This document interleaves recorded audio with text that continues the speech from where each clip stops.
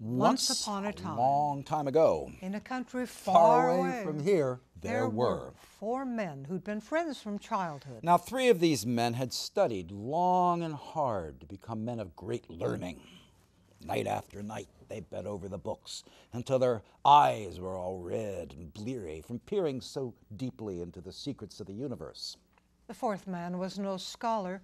All he had was Common sense. Now, one day, all 4 of the friends were together, but only 3 of them were talking.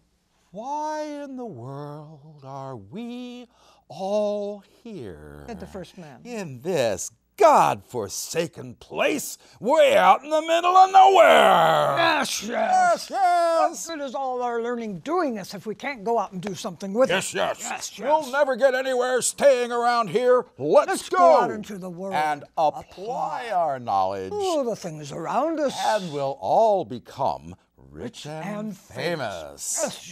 Yes. Rich and famous. Rich and famous. But the 4th man only smiled and nodded and never said a word. So the 4 of them packed up and set off. And after several days of travel, the 1st man said, hey, you know what? What? Well, I've been thinking. Oh, good fellow.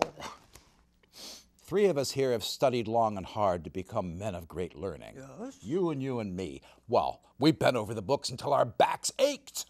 Actually, my back still aches. But him, Who? old friend number 4. Yeah. Well, he never was a part of this project from the beginning. Does he contribute one single thing to this undertaking? No. Why should he be rich and famous like us? Well, said the 2nd man. Never thought of it that way, but I can't argue with what you say. And he turned and said, I'm sorry, old friend number 4, but you're not a man of great learning, so you should go on home now. Wait a minute. Said the 3rd man. He's no scholar, it's true. We all know that. But he is our friend. Yes. Old number 4. Why shouldn't he be rich and famous like us? Yes. He Why can not let come him too. come? So, The 4 of them packed up and set off together once again, traveling through the world in search of fame and fortune until, walking through a forest, they came into a clearing, and there, scattered on the ground, they saw the bones of a tiger. There they stood, looking at the bones. Until the 1st man said, This is it. This is our big chance. At last we get to put our knowledge to work. I am confident that men as wise as we can bring this animal back to life. Yes! Let's do it! For my part, Said the 1st man. I will collect all the bones and assemble them, each in its proper order. Oh, that's very impressive. Said the 2nd man. I too have some knowledge in this matter. It will be my part to cover the bones with flesh and fur and put blood into the body. Excellent. Said the 3rd man. You haven't left much for me. I will give the animal life. I will make it breathe. The 4th man stood silent in the face of such impressive learning.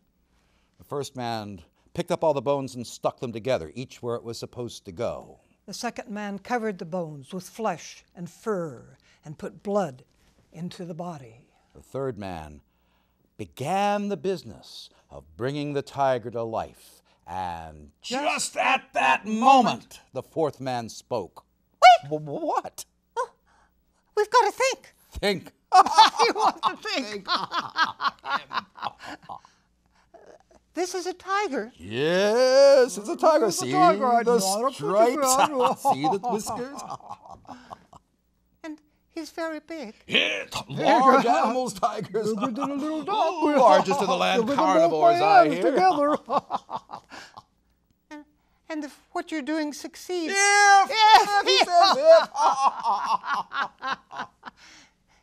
he could get up and kill us all. You don't know what you're talking about. What good is knowledge if you can't apply it to things? We're going to be rich that case, said the fourth man. if you'll give me a moment, I'll climb this tree. And that's what he did. And when he got to the top, he peered down through the branches to watch what was going on below. The third man resumed his business of bringing the tiger to life, While the other two stepped forward, watching observing everything he did. with the greatest of interest. Finally, the third man stepped back in triumph. I have done it! The tiger Opened his eyes. The tiger switched his tail His tail. nervously. The tiger got up onto his feet. And without any warning, he jumped on the three researchers and killed them all dead.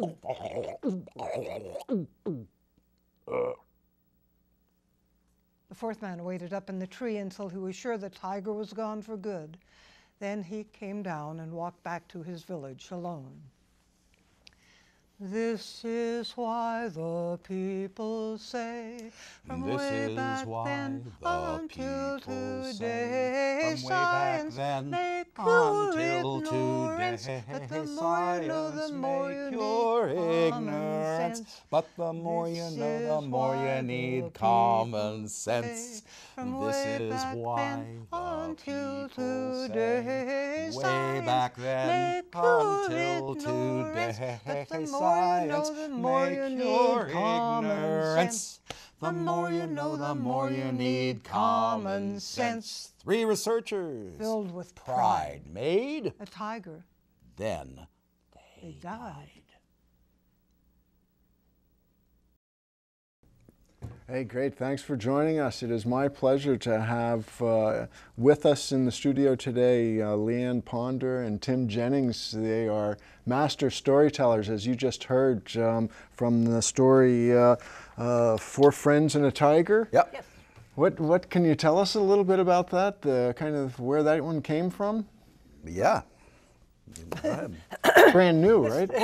It's the oldest story that we know. It's about 4,000 years old. That was when it was first written down in a collection of, probably the earliest collection of folk tales from India. And That's not to say that it was written down and that's how it was created. It was That's created right. by people telling it and changing every time it got told. Right. We've changed it some. And finally, somebody wrote them down.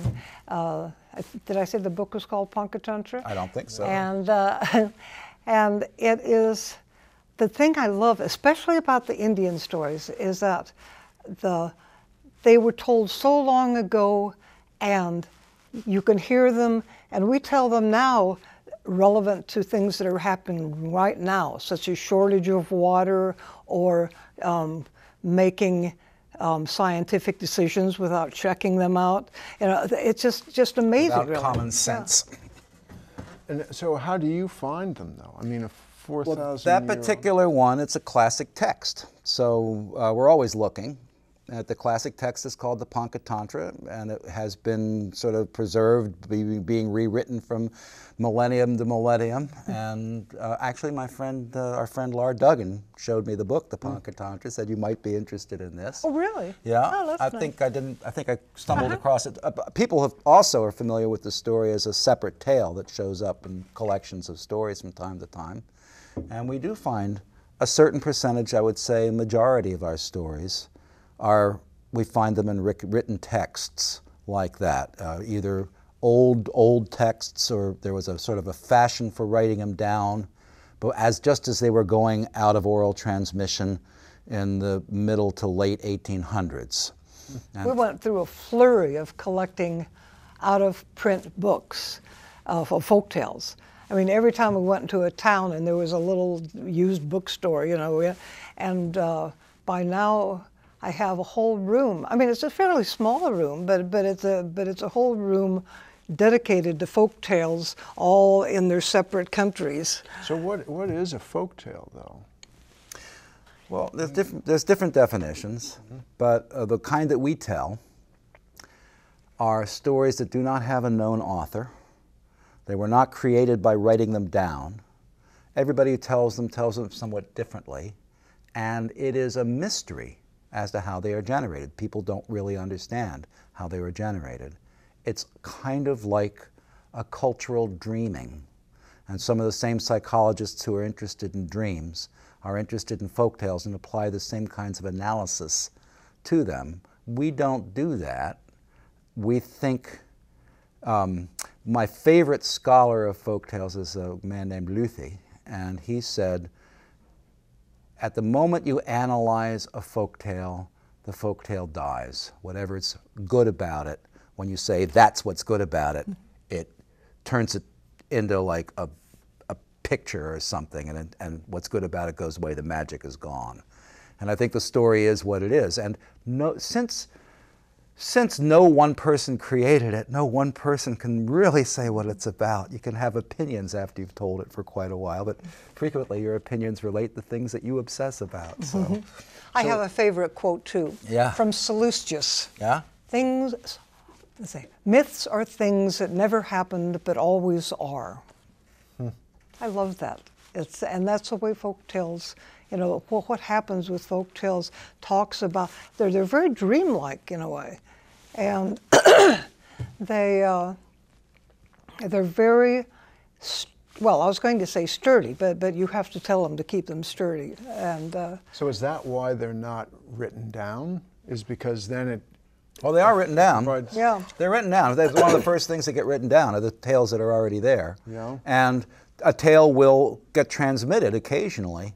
When there aren't people carrying them by word of mouth, occasionally a book will show up. So when the Arabian Nights showed up in Europe around the, whenever that was, I think it was during the Renaissance or a little before the Renaissance, all of a sudden those stories started popping up in oral transmission and were collected 100 years later in oral transmission. So, yeah, it's sort of like a caterpillar and a butterfly, I think. I think that it can go into text. It precedes the idea of writing, obviously. Our brains are set up for story. Some people say that's what language really is for story. Telling, huh? And there's all kinds of storytelling, but one kind, and the kind that we've spent a long time working on, is these kinds of stories, what the Germans called Märchen, what folklore scholars call Märchen, which is, you're familiar with them. It's like Grimm's fairy tales, or East of the Sun, West of the Moon, or certain myths. Cupid and Psyche, plainly, are this kind of thing.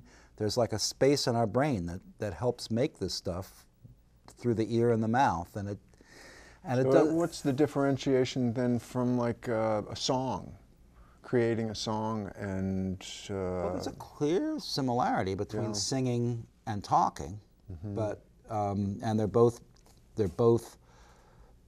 linear. They both exist in time, but songs, you know. And there has been music put around folk material. I mean, it seems, you know, that... And there's stories that have songs in them. You can tell when the singing happens, though. It's plainly different. I mean, we sang in that one, and it was different. You could see the difference.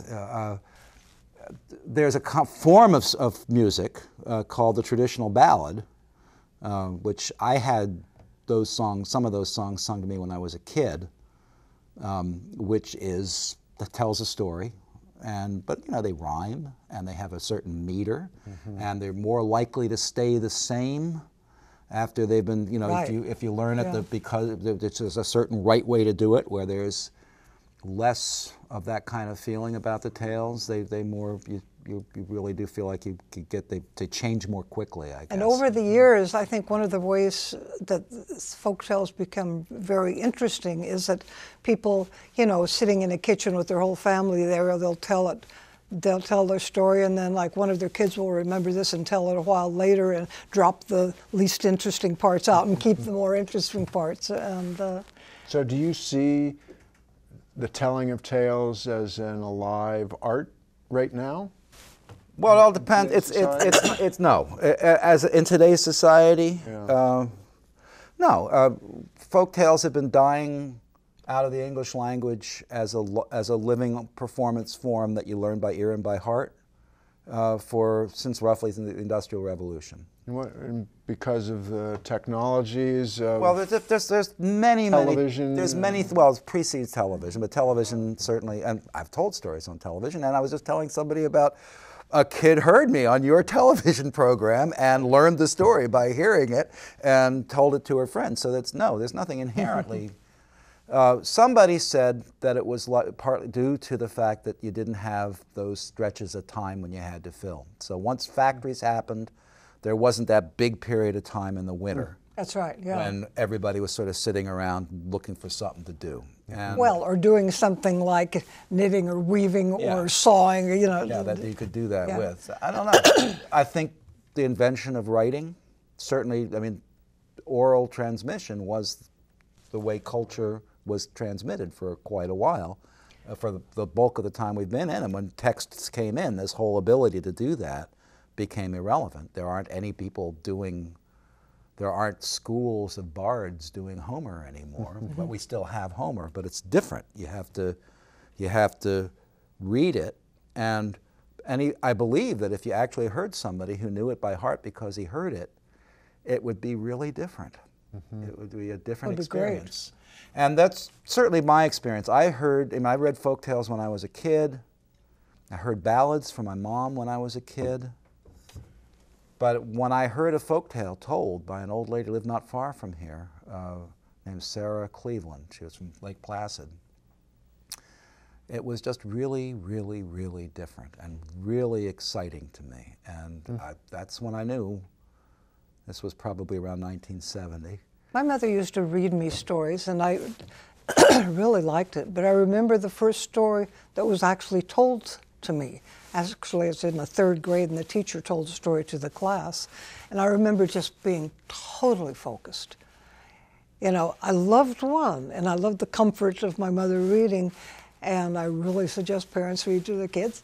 But the one that I heard just told was different. It was really nice. There's a magnetism to it. I don't know how to say it. It's like a spell. Is there subject matter in stories, range, everything? I mean, is there political commentary and, sex and violence and... Well, the Grimms cut out all of that. The sex, and we tend not to put a lot of sex in. And it's true that one of the groups that really respond well to old folk tales is school children, or children of a certain age. I would say nursery school kids for like Three Bears and stuff like that. But as you get to the more complex stories, really going up what they call young adult, I think really respond. If you have the goods, they really like it. But there is also, the form creates, so there tends to be magic. There are often talking animals, impossible situations, great danger that is gotten through somehow or other, kind of stuff. The kind of stuff you have in the dreams, really. Well, they're very much like dreams. I used to work in a psychology clinic, and they gave me the task of sort of translating or discussing dreams and what there was the people being interviewed, and they collected their dreams, and I was supposed to just give them an idea of what the dreams related to. And it was very much like poetry. It was astoundingly like poetry. And I was a poet at the time. And they did studies in that clinic, one of which was, that I heard about, they didn't actually do that one, that if people aren't allowed to dream, if they put them in a clinic with electrodes, so you can tell when they're dreaming, and when they're dreaming, they have rapid eye movement, so they know when they're dreaming. And then, so if you allow the person to sleep, but wake them up once they start dreaming, then let them sleep again until they start dreaming, and wake them up again, they start to exhibit psychotic symptoms. And this is also true for cats. So Leanne had this insight, and I think it's true, that folk tales and folk storytelling functions as a kind of societal dreaming. And you get all kinds of distortions when people aren't doing that anymore. So I really think that these are stories, even though if you analyze them by certain kinds of techniques, they maybe look like there's something wrong with them, that they're violent or that they're greedy, or these same things can be said for dreams. But you have to have your dreams, and you have to have these stories. And I do think that society has not benefited from the fact that these stories have gone out of oral transmission. I certainly respond to them like water. When I hear them, when I hear them from somebody who knows what they're doing, it's like a very thirsty man given water. I missed it. So it's more than just oral, though. I mean, you all, there's a bit of theater in it, too. Oh, yeah. Well, I mean, right now, you said there's a bit of theater, too. You know, it's like this is communication. This is what we've always done. And there's a little bit of simple mime and just talking. You say it was about this big, you know, you say, and then the guy went, boom, and I went, ah! You know, it's just, this is normal, unmediated, unprint-centered conversational, vulgar English, American English. And you don't tell a story out loud unless there's somebody listening. Oh my God, it's awful. You know, it's awful. In practicing, when I was trying to do stories on my own, I lived in Burlington and walked through a little community graveyard and pretended like people were listening, just so I would have a way of practicing. But Did it work? It was helpful. Yeah. Well, learning new stories was a huge chore before I started showing up. This is so much working more with fun. Leanne. And, you know, we're very persnickety. Leanne was a writer, and I take what we're doing very seriously. And we both are language people and fussy and persnickety people. So we spent a long time getting it right. But there's always somebody listening. When we're on stage there's always somebody there. And that is a big difference. How long have you been performing together?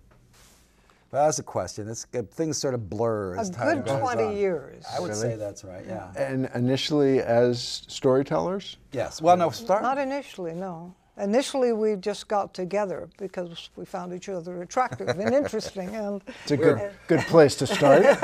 we were both working through the Arts Council, the Vermont Arts Council. She was a poet, and I was a storyteller, and we met at a meeting, appropriately enough. And then Is Channel 17 there recording it? Not that part, thank God. We didn't want to put anything else except the relationship into what we were doing because, you know, we'd heard of bands breaking up, and I'd been in a band breaking up. We just really liked what was happening, and we stayed that way for 2 years probably before we added. Leanne was playing the harp, Yep. and I'd already played concertina, so we started putting those things together, and started playing on Church Street. So. With storytelling? No, just the music. Just music. Just the music. We played music on Church Street. We did it because when I was playing on stage, my hands would shake. I was so nervous. And on Church Street, well, because I felt like I had to be perfect, you know, and I can't be perfect. And but as people walked by or stayed, I thought, well, we did this just so I could calm down. And if people walked by, it could be that they were in a hurry. And if they stopped and listened, that was nice. And we got some compliments. We got money in the hat. I liked that. And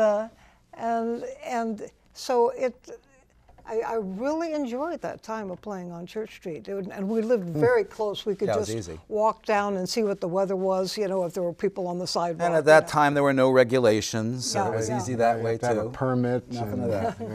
And that was fun. So, and then we were playing music, and I was still telling stories, and she had a job with the Shelburne Museum. She was telling stories and characters of 18th century peddler, and then turned that into something she was doing the Department of Humanities. And then so we were doing things where I'd always done things, I'd always played music. I played concertina, she plays harp. We didn't bring these things together because this is a relatively informal thing, and there's no way to be informal if you're carrying a harp around. But we will have our instruments with us when we do the 13th? The thing on Friday the 13th at the downstairs here at the North End Studios, along with everything else. And yeah, and then at some point I used to have a band, so at some point, I started taking turns telling stories and then playing music together, and then we said, what would happen if we tried telling a story at the same time, same as we play music together at the same time?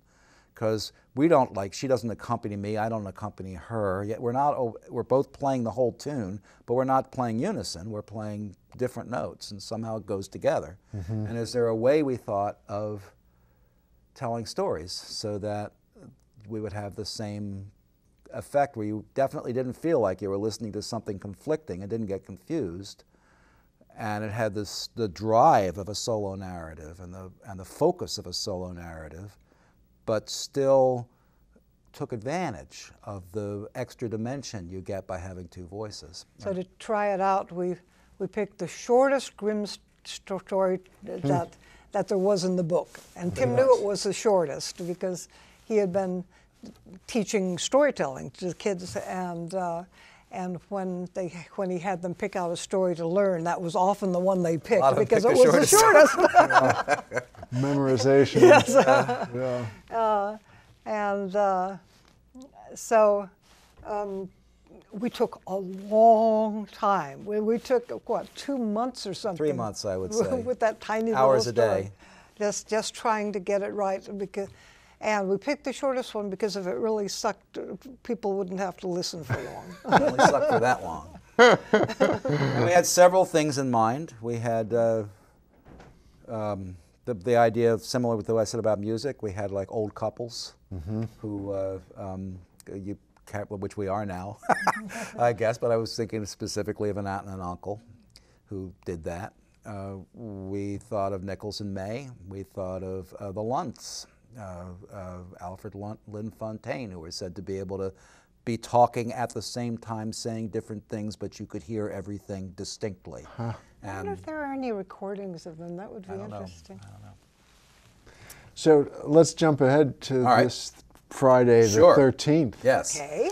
Well, we have a new Vampire Princess. We have a new CD coming out of a show, and it's definitely kind of a Halloween Friday the 13th show, although it's not like the movies. It's not a slasher thing. Much of it is political in the same way that thing we just told you has a political aspect to it, but it's all old tales. Vampire Princess is an old gypsy folk tale that was collected a couple hundred years ago in the country that is now called the Czech Republic, but was then called Bohemia, from the Romany people that lived there. And we have a young Romany friend who says that he had a great uncle who told it to him, a different version of it, and said that it actually originally came from Hungary. So it's a series of stories. The whole show is a series of stories. The one story is about half an hour long, and then there's a number of shorter stories, and of course we play music too. And they're all... Including the first story we learned. Yes, that one's on there, the one that we told. Four Friends and a Tiger, one of the earliest Frankenstein stories. We thought we'd throw that in there too. And it's a good, hefty CD. It's about an hour long, and the show will be 2 parts with an intermission, and we're pricing it like a movie, and we're making the CD sales if you come to the show. I think there's actually going to be 2 shows. There's going to be one on the 13th, on that Friday the 13th. This is September. September 13th, and then one the following Saturday. I think that's the 21st. And they're going to be at the North End Studios in the big room there here in Winooski Avenue. It's a nice space. It's a beautiful space. We know Ben from long ago, Ben and April from long ago, because they're old folkies too. And we're not looking to make a lot of money out of it, which is good, because we're in the wrong business. Always good. That's what we're looking to do. But we think people will like it. We think that folks will enjoy the show.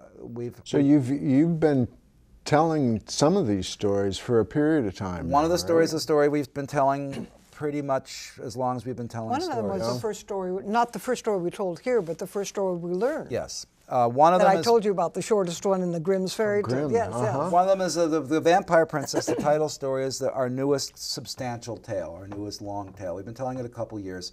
We wouldn't make a CD out of something until we've been telling it for a while. Mm-hmm. It takes us about a year for us to develop a story that length. And then it really should be a couple of years in performance before it swings enough Yeah, it really changes as to you make go it along. to make it move until it's natural. It's as natural as speaking for us, and still has that performance edge. And So when you start, do you start with just the story and then add the music, add the instruments after? well, we rarely put music into the story. There isn't any music into I that. see. It's So just it's same as kind with of that an- one. We do it Inter- between, I see. and there are a couple of stories that we tell that have music. There's an Irish one about a boy who gets adopted by a wolf, and we put Irish music because it's very sentimental. Well, it's a and- beautiful Irish Oh, it's a story, and we wonderful play the story. beautiful Irish music, and we were going to do that anyway. But then there was this one thing when he meets his wolf mother again after a long time. He speaks to her and tells her he's going to take care of her from now on, and he does it in a kind of a heightened speech, which you would expect if you were talking wolf language to a wolf, that it wouldn't sound like normal English. But if you just say that kind of stuff, it sounds pathetic. If you just sort of say it, "Oh, mother, you need not fear," you know, I have a hard time with that. But boy, you put a heart behind it, and Yeah, people really. take out the hankies. It's really nice. So we do that. The stories, how we deal with the stories is a text. We find many texts as we can get. If there's a lot of different versions of it, we look at them all. And then we try to make all those things into a thing that we're comfortable with. We change some stuff, like that story we told. It's for Brahmin, but they are scholars. Brahmins were like the scholarly class as well as being the priestly class. And I don't want to stop and say, by the way, what a Brahmin is Right, this. right, yeah. That's not the way they're supposed to work. They're supposed to be completely transparent. That's what we work for. And I'd always heard of writers working together. I used to write, and I thought, how could any writers work together? I was so picky, and I thought, how could anybody do? But doing this, we're both really picky, and we tend to have similar tastes, and sometimes we have stuff we go back and forth what it needs to be, but it's a great way to. It's a lot of fun. We do have a lot of fun with it. We do. I mean, there's stress with it as well.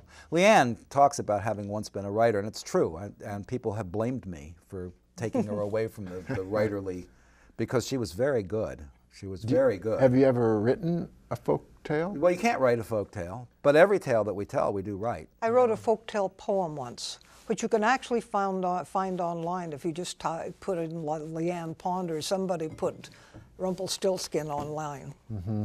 It was published in Esquire magazine. Yeah. That was one of the places that she used to publish her stuff in. But I have to tell you that a poet makes even less money than a storyteller. Oh, Yes. sure. So That's why I found it so rewarding playing on the street. a Church Street, that's right. That's a sign of a poet when Church Street money looks like good money to you. Also, when you're reading poems and people listening go like this, you know, and I wanted to give them whistles or something, you know, so this is much more rewarding because you get pause. And people laugh and people Yeah. suck in their breaths sometimes, you know, like that, you know. So what do you think the future is for storytelling? For storytelling, well, it's hard to say. Yeah. Yeah, I think people will always be interested in this material. People, because it's very interesting. And you look at it, and it's just very interesting. As soon as you find it, you say, oh my God, this is interesting. This is interesting stuff. And then you try to figure out what to do with it. Well, what you have to do with it is a lot of work. If you're going to try and actually, the right thing to do with it is to learn out how to perform that so it works now the same as it did before. Yeah, when I was a kid, I listened to Let's Pretend on the radio, and it was folktales, and they were acted out by. I still remember the witch's name was Miriam Wolf. I liked the name Wolf,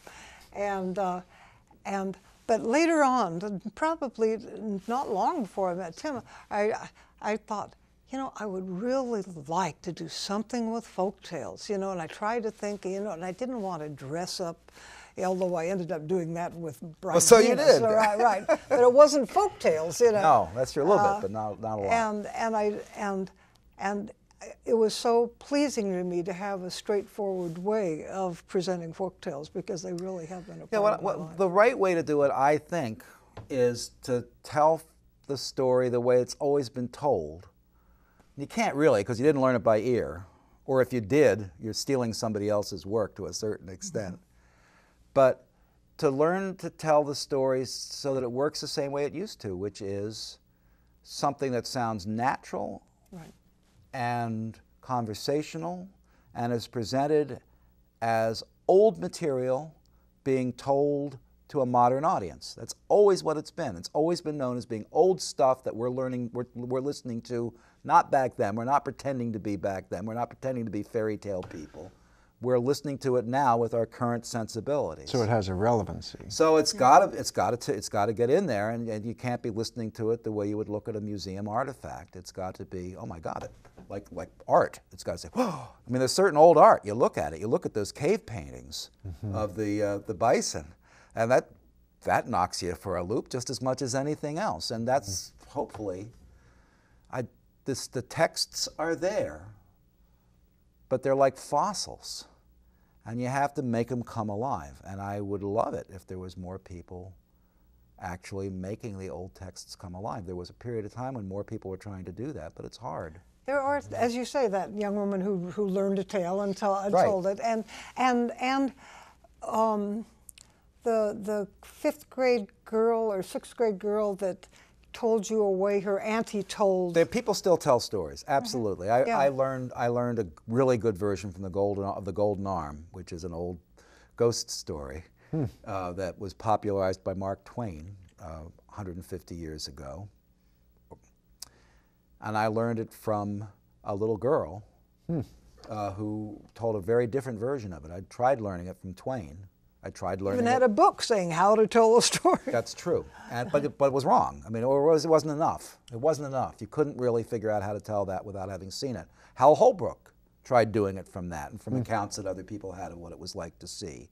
And I saw him tell it, and it didn't work. It fell flat. This little girl told it, and it knocked me for a loop. Yeah. And Great. so there's something in there that if you She got. Yeah, absolutely. And so now I tell it that way. I tell it the way the little girl told it. And I'll do that on Friday the 13th, if anybody's interested. That's right. So let's pitch that one more time. Okay. Friday the 13th. Friday the 13th and Friday and Saturday the 21st.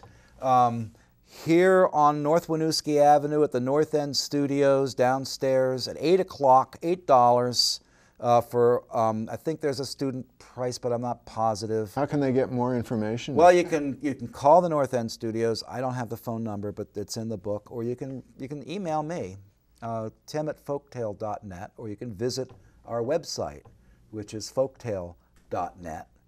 And we'd love to hear from you anyway. And if there's any folks who remember us on Church Street or any folks who remember our storytelling from years gone by, we'd love to talk to you. Keep in touch. I can't imagine that there aren't a lot of those folks out there, because you definitely were We've been around a big while. part of the community. We've been around a while. Well, I've loved living in Burlington. I love living where we are now, but it's nice. I feel a part of things here. You can grow thousands of beans and blueberries where we are now. Yes, without going somewhere else.